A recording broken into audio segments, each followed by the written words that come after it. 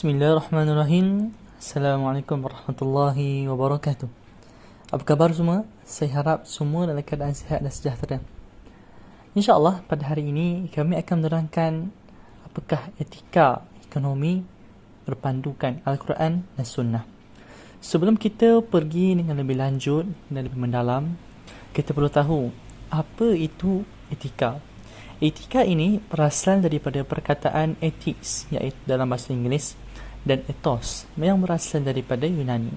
Jadi etika ini merupakan perkataan yang dipinjam daripada bahasa Inggeris dan daripada bahasa Yunani. Etika ini juga boleh membawa maksud set prinsip moral dan nilai-nilai akhlak yang menjadi pegangan seseorang, individu ataupun sekumpulan masyarakat. Jika kita islahkan dia, kita cantikkan lagi dalam konsep Islam, etika ini ialah segala nilai-nilai akhlak yang mulia. Akhlak yang mulia ini menggambarkan kepribadian seseorang. Jika ianya baik, maka dapatlah pahala. Dan jika seseorang itu buruk akhlaknya, maka dia akan mendapat balasan dosa dan menjadi contoh yang buruk kepada yang lain. Jadi, apa kaitannya etika ekonomi ini yang berpandukan Al-Quran dan As-Sunnah? Kita ambil contoh dahulu. Apakah contoh aktiviti ekonomi? Antara contoh aktiviti ekonomi ialah seperti jual beli, tawar menawar, persediaan produk dan pelbagai lagi. Kita tengok kat sini. Kat sini dia ada kesinambungan antara etika ekonomi dan sumber Al-Quran dan Sunnah. Al-Quran dan Sunnah ini semestinya dia akan menyuruh kita melakukan perkara yang baik dan menjauhi segala perkara yang dilarang. Jadi Al-Quran dan Sunnah ada menyatakan etika ekonomi yang bagus dan kita perlu mengikutinya agar segala perkara yang kita lakukan ada nilai dan mampu memberi kesan kepada ekonomi. Contohnya, kita ambil di sini, kita perlu adil dalam timbangan. Jangan sesekali kita mengambil harta orang lain tanpa hak. Kita perlu ingat bahawasanya setiap perkara yang kita lakukan ni akan ada nilai di sisi Allah Subhanahu Wa Taala. Sama ada baik maupun buruk. Sama ada kita akan mendapat ganjaran pahala atau kita akan dikenakan hukuman dosa di dunia ataupun di akhirat. Jadi Rasulullah SAW menjelaskan bahawa orang yang paling sempurna imannya adalah orang yang berakhlak mulia. Ini berkaitan sabda Rasulullah SAW, akmalul mu'minin imanan ahsanuhum khuluqan. Mukmin yang paling sempurna imannya adalah mukmin yang paling baik akhlaknya. Hadis riwayat Al-Tirmizi. Jadi, kawan-kawan dan pensyarah sekalian, etika yang pertama yang saya ingin tekankan di sini ialah etika yang pertama kita adalah kita perlu adil. Adil ini secara mudahnya kita dapat faham meletakkan sesuatu itu kepada tempatnya. Kita kena faham, iaitu meletakkannya hak pada tempatnya. Adil ini bukanlah satu perkara yang kita melakukannya secara sama rata. Jika seseorang itu seorang itu tinggi dan yang lain semua rendah, adakah kita perlu meletakkan bongkah di bawahnya supaya dia dapat melihat padang? Tidak. Ini bukanlah adil yang diajarkan oleh Islam. Adil ini adalah meletakkan perkara pada haknya. Berkaitan firman Allah Subhanahu Wa Taala dalam surah Al-Hud, a'udzubillahi minasyaitanir rajim, ya qaumi awful mikyala wal mizana bil qist wa la tabkhasun nas asya'ahum wa la ta'thaw fil ardi mufsidin. Maksudnya, wahai kaumku, sempurnakanlah sukatan dan timbangan dengan adil dan janganlah kamu kurangkan manusia akan benda-benda yang menjadi haknya dan janganlah kamu merebakkan bencana dan kerosakan di muka bumi. Allah SWT dah pesan lagi. Perkara ini, etika ini telah dilakukan oleh kaum Nabi Shu'aib. Mereka mengurangkan timbangan dan sukatan. Dan ini jelas menunjukkan bahawasanya mereka tidak amanah. Dan mereka tidak ada dalam timbangan. Jadi, adil ini adalah etika yang pertama yang kita perlu laksanakan sebagai seorang Muslim. Dan seterusnya, yang kedua yang ingin saya sampaikan pada hari ini ialah etika yang perlu ada semasa kita melakukan aktiviti ekonomi yang berpandukan Al-Quran dan Sunnah ialah janganlah kita membazir. Allah Subhanahu Wa Taala berfirman di dalam surah Al-Isra, a'udzubillahi minasyaitanir rajim, wa atizal qurba haqqahu wal miskin wa ibnas sabil wa la tubazzir tabzira. إن المبذرين كانوا إخوان الشياطين وكان الشيطان لربه كفورا. Surah Al-Azim. Surah Al-Isra ayat 26 hingga 27. Maksudnya, dan berikanlah kepada kerabatmu dan orang miskin serta orang musafir akan haknya masing-masing. Dan janganlah engkau membelanjakan hartamu dengan boros yang melampau. Sesungguhnya orang-orang yang boros itu adalah saudara-saudara syaitan. Sedang syaitan itu pula adalah makhluk yang sangat kufur kepada Tuhannya. Di sini Allah terangkan akan larangan kepada etika yang kita sebut di sini adalah membazir. Membazir ini banyak keburukannya. Kalau jika kita membazir, orang akan pandang seorang pada kita. Dia akan tengok, ish, dia ni tak habis membazir, beli banyak, lepas tu makan tak habis membazir. Baik, apatah bagusnya kalau dia ni sedekah kepada orang-orang yang susah. Itu masalahnya kalau kita membazir. Jadi membazir ini adalah amalan syaitan. Maka malah kita bersama-sama jauhi etika ini, iaitu etika membazir, kerana di situ ada keburukannya. Bismillahirrahmanirrahim. Assalamualaikum warahmatullahi wabarakatuh.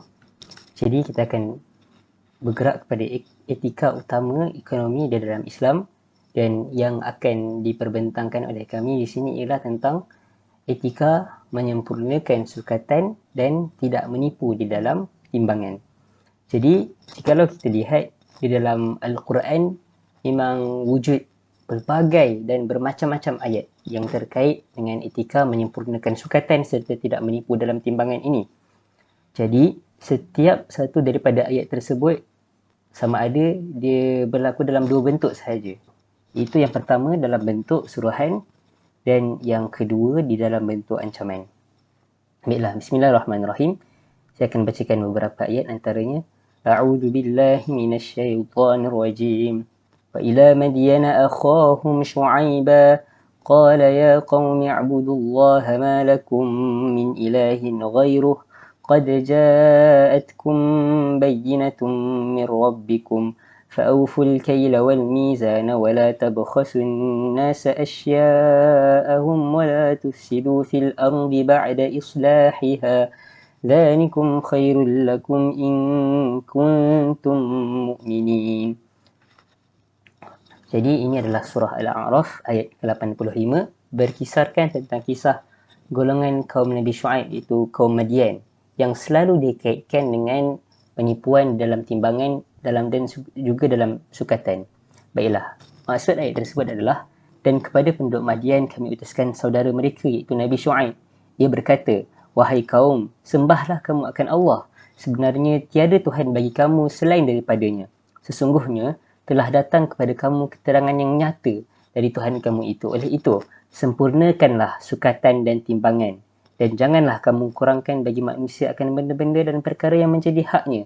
Dan janganlah kamu berbuat kerosakan. Dan janganlah kamu berbuat kerosakan di muka bumi. Sesudah Allah menjadikannya makmur teratur dengan sebaik-baiknya. Dan demikian itu lebih baik bagi kamu jika betul kamu orang-orang yang beriman. Seterusnya ayat surah Al-An'am 152.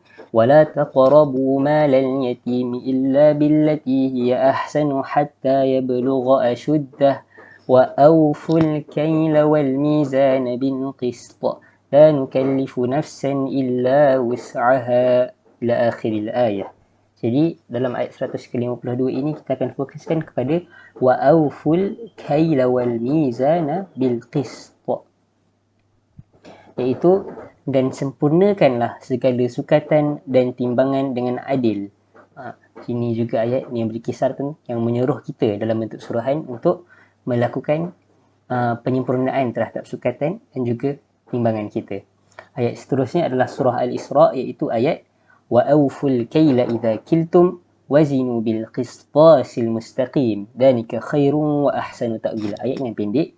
Dan sempurnakanlah sukatan apabila kamu menyukat, dan timbanglah dengan timbangan yang adil. Yang demikian itu baik kesannya bagi kamu di dunia dan sebaik-baik kesudahan yang mendatangkan pahala di akhirat kelak. Baiklah, saya akan bacakan ayat yang terakhir yang paling jelas, dan ayat ini adalah ayat yang berbentuk ancaman. A'udzu billahi minasyaitonir rajim. Wailul lil mutaffifin alladzina idza iktalu 'alan nasi yastawfun وإذا كالوهم أو وزنوهم يخسرون ألا يظن أولئك أنهم مبعوثون ليوم عظيم يوم يقوم الناس لرب العالمين.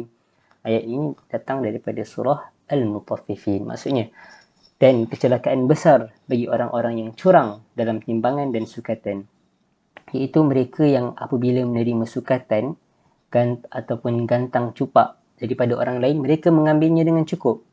Dan sebaliknya, apabila mereka menyukat atau menimbang untuk orang lain, mereka kurangi. Tidakkah mereka menyangka bahawa mereka akan dibangkitkan, iaitu hidup semula sesudah mati, pada hari kiamat yang amat besar huru-haranya, hari berdiri manusia untuk menghadap Tuhan sekalian alam. Baiklah. Jadi ayat ini khusus saya akan berikan sedikit tafsir daripada tafsir Ibn Kathir, iaitu telah disertakan dalam tafsir tersebut sebuah hadis yang menjelaskan lebih dalam tentang ayat ini. Jadi mafhum hadis tersebut di dalam bahasa Inggeris ialah An-Nasa'i and Ibn Majah both recorded from Ibn Abbas that he said, when the Prophet came to Al-Madinah, the people of Al-Madinah were the most terrible people in giving measurement. Yani they used to cheat. Thus, Allah revealed, وَيْلٌ لِلْمُطَفِّفِينَ. And after this, they began to give good measure. Jadi, ayat tersebut senang cerita yang diberikan adalah, dulu orang Madinah ni memang merupakan orang yang teruk di mana dalam memberikan sukatan dan timbangan. Seterusnya Allah menurunkan surah Wailul Mutaffifin, Wailul lil Mutaffifin, dan selepas daripada itu mereka bermula untuk memberikan timbangan yang sempurna. Tuntasnya dari semua ayat-ayat yang telah diberikan tadi, jelaslah bahawa antara etika ekonomi yang paling utama dalam Islam ialah menyempurnakan timbangan serta tidak menipu di dalam timbangan dan juga sukatan. Perbuatan menipu itu sendiri diancam keras oleh Allah. Serta dibuktikan juga bahawa umat Madian, iaitu umat Nabi Shu'aib tadi, mereka telah diberikan oleh Allah atas perbuatan mereka yang berterusan di dalam menipu. Baiklah, jadi saya akan berikan sedikit bentuk-bentuk penipuan zaman sekarang. Zaman sekarang kita dapat melihat bahawa bentuk-bentuk penipuan di dalam timbangan dan juga sekatan ini masih lagi berlaku. Antaranya ialah menipu ketika menggunakan penimbang elektronik, sama ada mereka telah menukar sendiri penimbangan asal pada penimbang elektronik tersebut, sehinggalah penimbang itu akhirnya menunjukkan nilai yang salah apabila kita letakkan produk di atas penimbang tersebut. Selain itu juga mereka tidak memberikan baki yang mencukupi, di mana sekiranya ada yang berlebihan ataupun yang berkurangan, seharusnya baki itu disempurnakan. Tapi kita dapat lihat bahawa sekarang kadang-kadang di supermarket bahkan tidak diberikan baki yang mencukupi di atas timbangan tersebut. Seterusnya, mereka juga mencampur aduk barang rosak dan juga barang yang elok. Ini berlaku apabila kita menempah barangan dan ataupun apa-apa produk secara borong. Jadi di dalam itu tercampur antara barang yang baik dan juga barang yang rosak. Seterusnya adalah pengurangan produk setelah menimbang.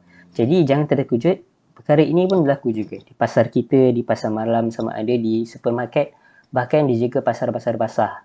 Jadi setelah mereka menunjukkan hasil timbangan kepada pelanggan tersebut, apabila mereka mengangkat barang tu, akhirnya dikurangkan sedikit daripada yang telah ditimbang tadi. Jadi berlakunya pengurangan terhadap penimbangan itu. Seterusnya adalah menambah berat pada penimbang, iaitu mereka meletakkan sama ada jari lain mereka menekan di situ dan akhirnya mereka menambah berat pada penimbang dan berlakulah penambahan berat dan pelanggan terpaksa untuk membayar lebih, padahal tidak berlaku pun, tidak ada pun penambahan berat pada penimbang itu, melainkan apa yang telah diletakkan oleh peniaga itu sendiri. Seterusnya kita melihat kepada insiden-insiden penipuan zaman sekarang. Mungkin saya telah berikan bentuk, jadi saya akan berikan di sini insiden juga di mana memang perkara tersebut berlaku dan telah direkodkan di dalam akhbar. Antaranya yang pertama daripada utusan.com rencana, iaitu tentang peniaga yang menipu ketika membeli ikan kembung, ketika menjual ikan kembung. Jadi senang cerita, peniaga itu telah menipu pembelinya dalam jualan ikan kembung. Apabila pembeli itu menimbang ikan kembung tersebut di kedai lain, maka dia dapat lihat bahawa terdapat perbezaan pada berat ikan kembung tersebut, dan akhirnya dia pun melaporkan perkara ke pihak yang berkuasa, dan telah terbukti bahawa memang peniaga itulah yang telah menipu dalam timbangan. Seterusnya, pada dalam akhbar harian Metro, dua artikel yang saya sebutkan ini adalah artikel berita di tahun 2020, memang baru lagi. Jadi peniaga yang menipu timbangan akhirnya dikompaun oleh penguatkuasa. Jadi yang amat menarik di dalam kisah ini adalah peniaga tersebut telah menipu timbangan terhadap ramai orang, dan hasil daripada aduan ramai orang tersebut barulah penguatkuasa dapat menangkap peniaga tersebut. Didapati bahawa peniaga itu tidak menyediakan apa-apa barang timbang di kedainya, akan tetapi dia tetap memberikan timbangan yang berbeza-beza dan bersikap menindas terhadap pelanggan-pelanggannya. Dan alhamdulillah dia telah berjaya ditangkap oleh penguatkuasa. Jadi apa yang kita boleh keluarkan daripada beberapa insiden-insiden tersebut, kita dapat lihat bahawa walaupun setelah 1400 tahun ayat Al-Quran diturunkan, masih lagi berlaku penipuan timbangan dan sukatan di pelbagai tempat. Tiada kesedaran akan perkara ini, bahkan peniaga-peniaga tidak sedar akan hukum hakam yang terkait tentang perkara tersebut. Baiklah, apakah kesan yang daripada penipuan timbangan ini? Antara kesan secara langsung yang kita dapat berikan ialah tersebarnya unsur penindasan di dalam jual beli.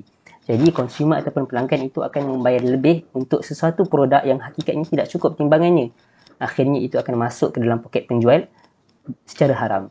Jikalau perkara itu berterusan, akhirnya distribusi kekayaan akan menjadi tidak seimbang. Ekonomi negara juga tidak akan berkembang hasil daripada ketidakseimbangan itu. Selain itu, perbuatan itu juga akan menghilangkan kredibiliti dan kepercayaan kepada proses jual beli itu sendiri. Jadi masyarakat dan pelanggan akhirnya akan memilih penjual yang dipercayai saja, dan dia akan menyisihkan semua penjual-penjual yang menipu dalam timbangan. Jadi ini akan mengahadkan pilihan-pilihan yang ada terhadap pelanggan, dan juga boleh mengakibatkan kekurangan persaingan antara pelanggan, antara peniaga. Jadi inilah kesan, iaitu kehilangan kredibiliti dan kepercayaan kepada proses jual beli itu sendiri. Dan jikalau kita melihat pada peringkat yang lebih luas, jikalau berlakunya penipuan sukatan dan timbangan ini secara berleluasa di sebuah negara, contohnya di negara kita, maka pastinya semua pelancong ataupun pelabur luar akan memilih untuk bergerak ke negara lain. Kerana apa? Mereka mahu mengelak daripada ditipu. Jadi secara tidak langsung perbuatan ini akan merosakkan reputasi sebuah negara apabila berlakunya perbuatan itu secara meluas. Jadi kita akan bergerak pula. Kesan yang terakhir adalah penipuan ini akan mengembangkan lagi satu budaya, iaitu budaya kronisme dalam masyarakat. Kenapa saya kata begini adalah kerana peniaga hanya akan berurus niaga dengan arahkan kepala mereka sahaja, kerana mereka tidak mahu ditipu. Jadi pilihan untuk berniaga itu juga akan terhad, sekaligus akan merencatkan peluang mereka untuk memajukan perniagaan. Ini adalah kesan buruk daripada penipuan timbangan dan sukatan. Secara keseluruhan, perbuatan tersebut memang sah akan menghalang pengembangan sebuah ekonomi negara. Maka Al-Quran dan juga agama Islam telah meletakkan etika-etika yang sesuai untuk menghalang daripada kerosakan-kerosakan itu berlaku. Jadi natijah yang utama daripada etika di sini adalah supaya kita jangan menipu di dalam sukatan, dan kita akan menyempurnakan setiap timbangan kita. أعوذ بالله من الشيطان الرجيم واضرب لهم مثل الرجلين جعلنا لأحدهما جنتين من أعناب وحففناهما بنخل وجعلنا بينهما زرعا كلتا الجنتين آتت أكلها ولم تظلم منه شيئا وفجرنا خلالهما نهرا وكان له ثمر فقال لصاحبه وهو يحاوره أنا أكثر منك مالا وأعز نفرا ودخل جنته وهو ظالم لنفسه قال ما أظن أن تبيد هذه أبدا صدق الله العظيم. Assalamualaikum warahmatullahi wabarakatuh. Alhamdulillahi Rabbil Alamin. Wassalatu wassalamu ala ashrafil anbiya'i wal mursalin wa ala alihi wa sahbihi ajma'in. Seperti mana yang kita ketahui, Allah Subhanahu wa ta'ala merakamkan 4 kisah utama yang terdapat di dalam surah Al-Kahfi, yang mana salah satunya berbentuk kisah pemilik 2 kebun. Salah seorangnya diuji dengan harta kekayaan dan salah seorangnya diuji dengan harta kemiskinan. Secara ringkasnya, perasan atau tidak perasan bahawa pada permulaan ini Allah Subhanahu wa ta'ala menekankan bahawa dialah Tuhan yang mengurniakan segala bentuk kurniaan seperti kebun dan harta yang dimiliki oleh lelaki kafir tersebut. Kalau kita lihat pada ayat yang ke-32, waja'alna, kami jadikan, wahafafnahuma, kami kelilinginya, waja'alna, Allah ulang lagi, kami jadikan. Kenapa perlu ditekankan perkara ini? Sedangkan pada hakikatnya sememangnya Allah Subhanahu wa ta'ala yang menjadikan dan mengurniakan kepadanya akan bentuk kurniaan. Begitu juga ketika dia masuk ke kebunnya dalam keadaan menzalimi dirinya sendiri dengan kekufuran.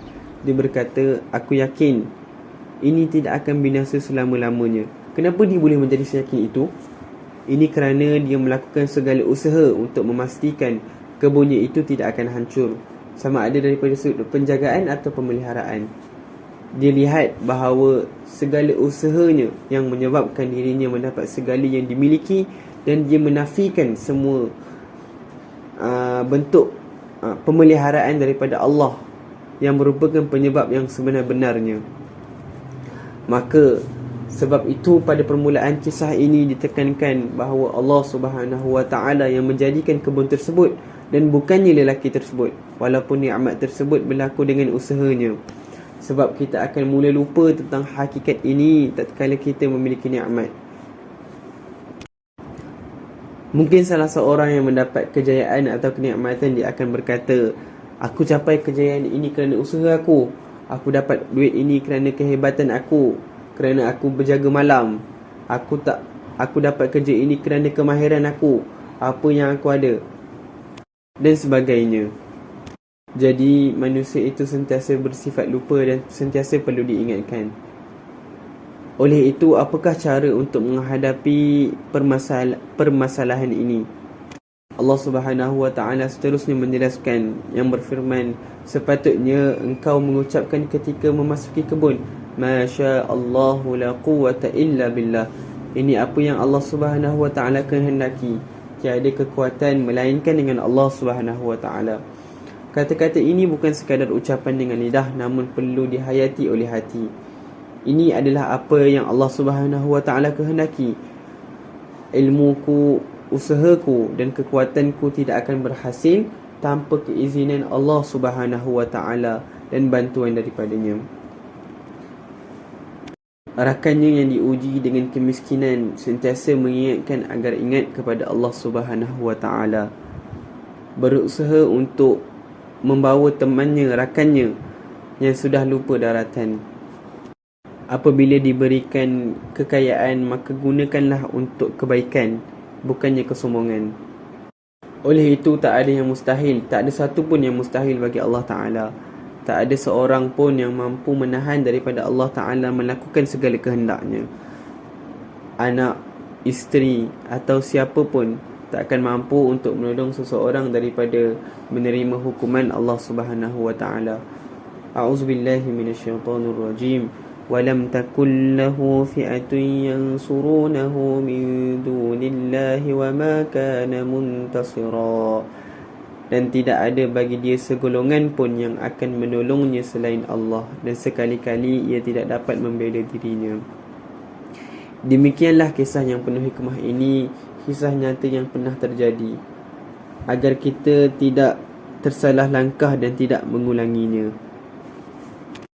Nikmat ialah perkara yang akan sentiasa menjadi ujian buat kita. Hadapinya dengan bina kesyukuran dan kesedaran bahawa segala-galanya adalah kurniaan daripada Allah Subhanahu wa ta'ala. Di penghujung ringkasan ini dibawakan satu hadis Nabi SAW berkaitan perbandingan nikmat iman dan nikmat dunia. Qala Rasulullah sallallahu alaihi wasallam, "Inna Allah yu'ti ad-dunya man yuhib wa man la yuhib wa la yu'ti ad-din illa man yuhib." Sesungguhnya Allah Subhanahu wa taala memberi dunia kepada siapa yang dia cintai dan juga pada siapa yang dia benci. Tetapi dia tidak memberikan nikmat agama iaitu Islam dan iman kecuali hanya kepada orang-orang yang dia cintai. Hadis riwayat Al-Hakim dan Al-Mustadraknya. Bismillahirrahmanirrahim. Assalamualaikum warahmatullahi wabarakatuh. Alhamdulillah, pada hari ini saya akan membentangkan tajuk larangan mengambil harta orang lain. Firman Allah Subhanahu Wa Taala dalam surah Al-Baqarah ayat 188.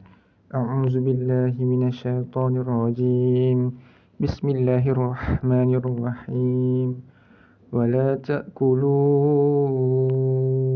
amwalakum bainakum bil batili wa tudlu biha ila al-hukami illi ta'kulu fariqam min amwalin nasi bil ismi wa antum ta'lamun. Yang bermaksud, dan janganlah kamu makan atau mengambil harta orang-orang lain di antara kamu dengan jalan yang salah, dan jangan pula kamu menghulurkan harta kamu, yakni memberi rasuah kepada hakim-hakim kerana hendak makan atau mengambil sebahagian dari harta manusia dengan berbuat dosa, padahal kamu mengetahui salahnya. Asbabun nuzul bagi ayat surah Al-Baqarah ayat 188 diriwayatkan oleh Ibnu Abi Hatim yang bersumber dari Sa'id bin Jubair bahawa ayat ini turun berkenaan dengan Imri'il Qais bin Abis dan Abdan bin Ashma al-Hadrami yang bertengkar dalam soal tanah. Imri'il Qais berusaha untuk mendapatkan tanah itu menjadi miliknya dengan bersumpah di depan hakim. Ayat ini sebagai peringatan kepada orang-orang yang berampas hak orang dengan jalan yang batil. Saya ingin menekankan ayat wala ta'kulu amwalakum bainakum bil batil, iaitu dan jangan kamu makan harta-harta kamu di antara kamu dengan cara yang batil, iaitu dengan cara menipu ataupun mencuri dan sebagainya.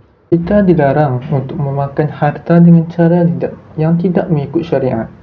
Semua cara yang tidak mengikut syariat dipanggil cara yang batil. Kita sepatutnya kena tahu bagaimana cara untuk mendapatkan harta dengan cara yang sah. Janganlah kita buat satu sistem ekonomi, kemudian baru kita tanya kepada ulama sama ada itu adalah cara yang benar ataupun tidak.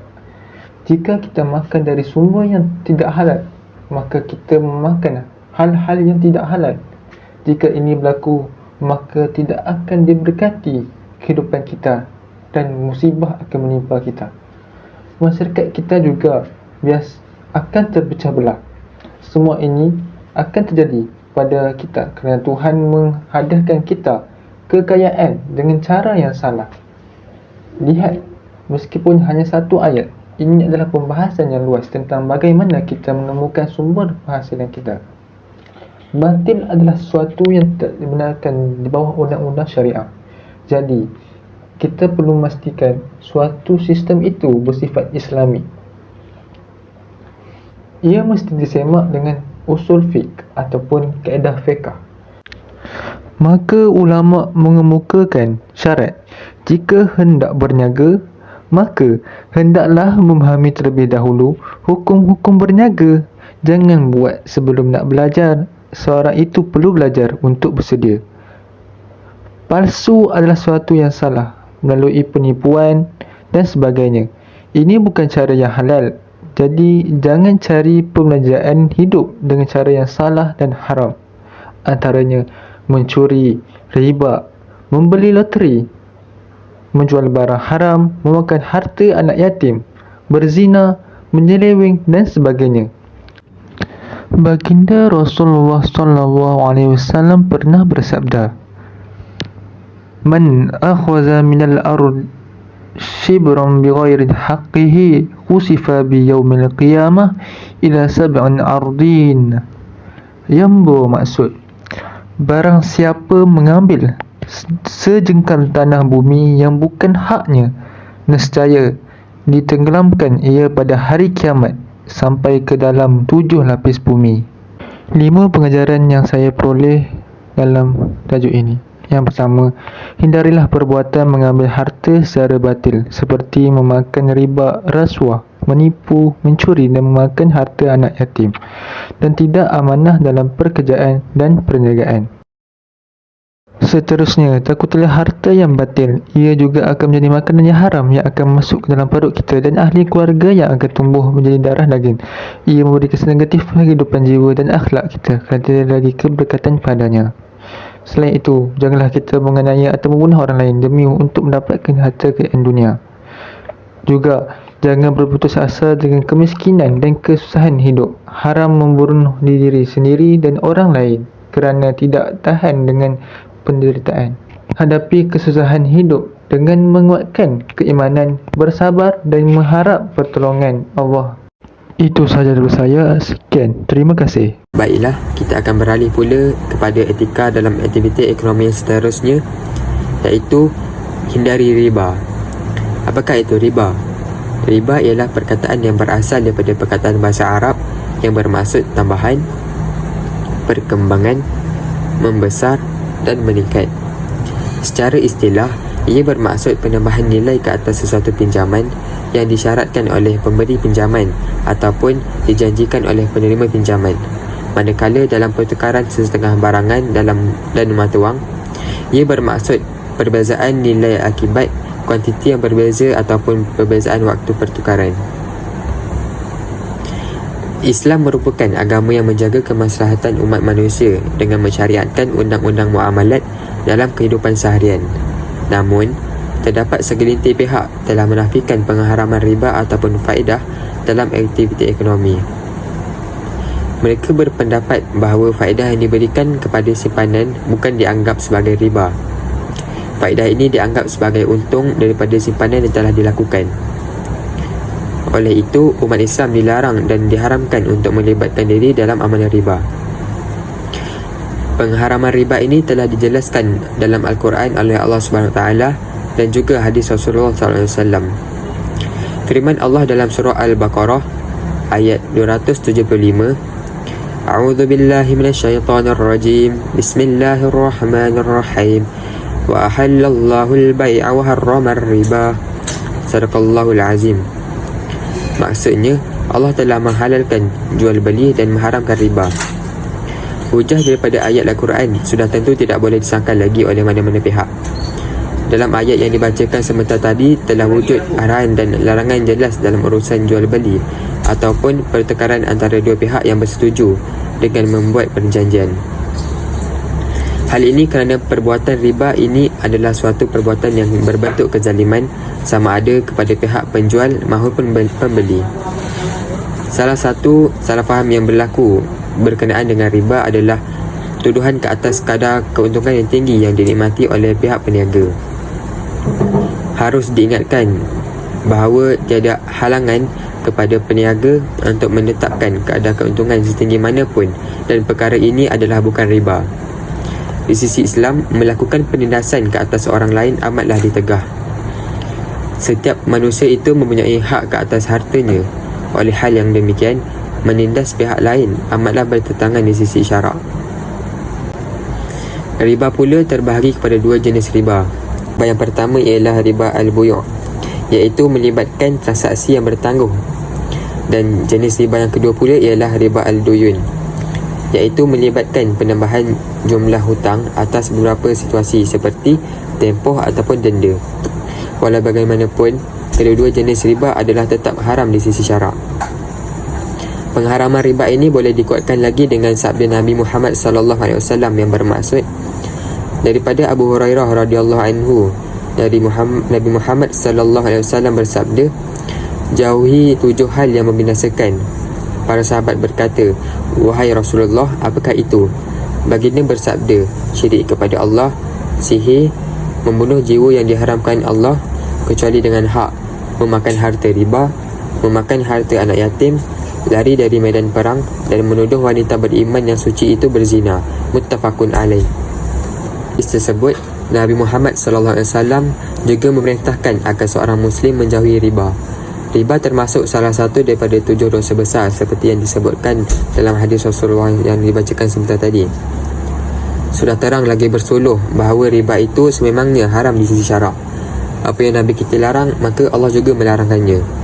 Oleh itu, kita mestilah patuh kepada segala kehendak Allah dan juga kekasihnya Nabi Muhammad SAW. Kesimpulannya, pengharaman riba adalah selaras dengan maqasid syariah yang telah ditetapkan oleh Allah SWT. Melalui hukum syariatnya bagi membawa maslahah dan menjauhi keburukan kepada pengguna. Kita sebagai umat Islam mestilah sentiasa berhati-hati dalam membuat urusan jual beli supaya tidak terjebak dengan riba. Jadi itu sahaja daripada kumpulan kami. Assalamualaikum warahmatullahi wabarakatuh. Sekian, terima kasih.